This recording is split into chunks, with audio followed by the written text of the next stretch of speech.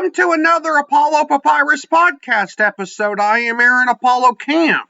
For this episode, my interview guest is a physician, researcher, and the author of the nonfiction book Common Wisdom: 8 Scientific Elements of a Meaningful Life.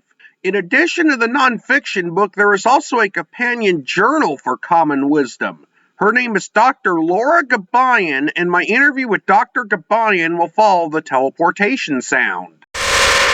Dr. Laura Gabayan, welcome to the Apollo Papyrus podcast. Thank you for having me. Feel free to introduce yourself to our listeners. So I'm a physician, researcher, and author of Common Wisdom. I scientifically defined wisdom and then wrote a book based on the 8 factors that I found that I think will improve everyone's life, which are resilience, kindness, positivity, spirituality, humility, tolerance, creativity, and curiosity. Without spoiling too much of Common Wisdom, which is your nonfiction book, what is it about? So it talks about those 8 elements in a very to the point and easy to read fashion. Why did you do the research project that led you to write Common Wisdom, and tell us a little bit about how the research project worked? So I was busy publishing in academia, and I noticed that I was developing a lot of random physical symptoms, and finally my body just stopped working. I realized what it was, but as you can tell, I still slur my speech. And I realized, well, the only people who think outside the box, who don't want to label me, who don't want to give me a condition or diagnosis, were the wise. So then I looked into wisdom, and I did not know much about it, but I knew that how to do a research project. So I started off the basics, and I interviewed 60 wise individuals across North America, ages 50 to 79. In Common Wisdom, you detailed 8 primary elements of wisdom, and you mentioned them, I think, at the very beginning of the interview. Which of the elements surprised you the most, and which element was the most difficult to describe or put into context? So the one that was most difficult for me to describe was spirituality, because I never really grew up with it. I am a physician, I'm a scientist, or what many call a researcher, and that was just hard for me it was the hardest chapter to write. And the element that was most surprising to me was kindness. And the reason kindness was surprising was I'm also Middle Eastern, and kindness was viewed as a weakness where I came from. And it was nothing I grew up with. It was not something my parents talked about. So it was very surprising that it was the second element. How long did it take you to do the research project for Common Wisdom, and how long did it take you to write the book?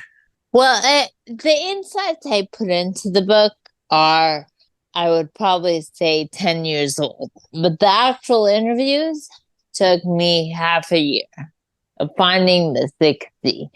But that was just a portion of it. The insights they've taken a while.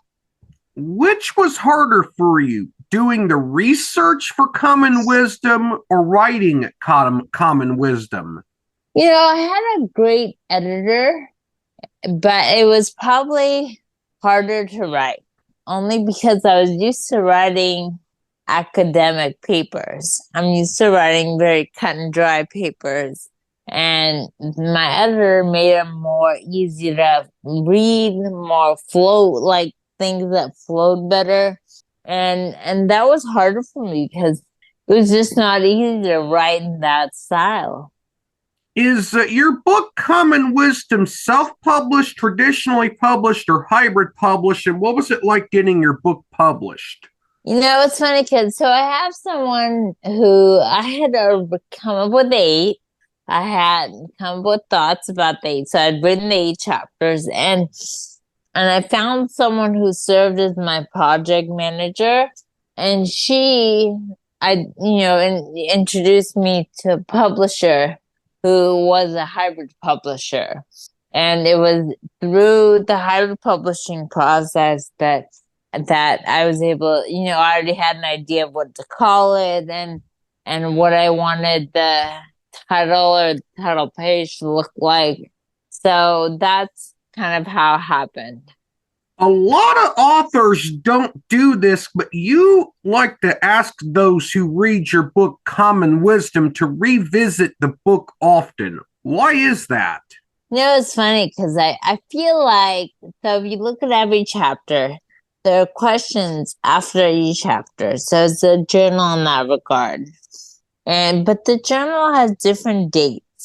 So a given question has two different dates. And the reason I ask people to revisit it often is because they're going to notice, as I had noticed even within 6 months, that who they are and what each element means to them is going to change. And the book, the eight elements are like a friend. They're like a mentor. They give advice. And so I feel like if you have this book, the way you think about these eight elements is going to be different now than it is in 10 years, for example. Do you plan on or are you considering writing more books? And if so, what are some ideas for books that you will or may write at any point in the future? It's funny because I've gotten so many good reviews about the end of chapter comments, the questions to ask yourself, that I wrote a journal, and it is coming out in December for the holidays. So it'll be out in a few days. On your Instagram page a while back, you posted an image that in part stated, wisdom is best recognized by another person, not by tests or questionnaires. Why is that? So it's funny because so to do any project, any research project, you have to find out what was done beforehand. And so there was research out there looking at wisdom in academia, in geriatrics, sociology, and psychology journals. And that's where I got the background of understanding that wisdom is only identified through people and not through computers, not through questionnaires. They have, because, the literature has that. It looks at all of that, but it always compares it to a gold standard. And the gold standard is a human. And also literature is what helped me define why I stuck to the age range of 50 to 79, is because that's when it found that people make their best decisions and are wisest between 50 and 79. And also wisdom is not different based on age, on gender, or political affiliation or race, but it is different based on location. So that's why I stuck to North America. The wisdom from, for example, Asia is different than ours, than North America. And for me, North America was really the US and Canada. Another question, how has writing your book Common Wisdom changed how you view wisdom? I never thought that kindness was so important. And to my interviewees, it was not only kindness towards people, kindness towards mankind, it was kindness to themselves. It was kind of refreshing to hear, in a way, how much they loved themselves and they took the time out to care about themselves. And so that, we live in a society where that alone is thought of as selfish or self-centered or, just prioritizing yourself. But if you think about it, no one can really take care of others until they take care of themselves. One final question for this interview. What is it like to live in Southern California, and what do you enjoy most about it? I love that it is sunny Southern California. The weather is great. I love the diversity. And if you recall, of the 8 elements, tolerance was the big one. That was my sixth element. And the diversity, you can drive for half an hour in LA and go to Koreatown, or you can drive and go to, just different parts of, Iran town, or I don't know if it's Tehran. So I don't know. Anyways, you can drive to different parts of LA and get a feel for that culture in the city. And that's what I really love about it. Dr. Gabayan, thank you for appearing on the Apollo Papyrus podcast. I got the interview recorded this time, and you were an amazing guest. Oh, it was a pleasure. Thank you for having me. It was fascinating to learn about Dr. Gabayan's research and book. This is Aaron Apollo Camp reminding y'all to find your writing and reading purpose. Bye for now.